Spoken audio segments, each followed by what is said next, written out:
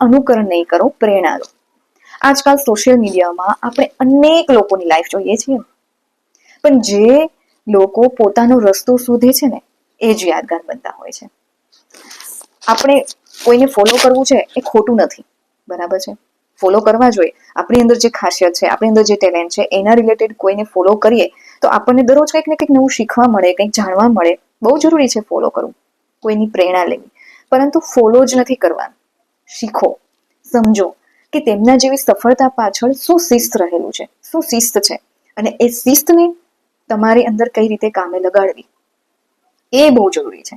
Social મીડિયામાં આપણે અનેક લોકોને ફોલો કરીએ છીએ, પરંતુ આપણે જેને ફોલો કરીએ છીએ, કે જે આપણા એમ કહી શકાય કે આઈડલ છે, જે આપણને કામ આવે છે, આપણને એમાંથી શીખવા મળે છે, તો એ લોકો એને સફળતા મળી છે તો એની પાછળ કયા કારણ છે, એ શું કરે છે, એની કેટલી મહેનત છે, એ પ્રમાણે તમે પણ તમારી મહેનત ચાલુ કરો, એમાંથી વધારે સારું શીખો.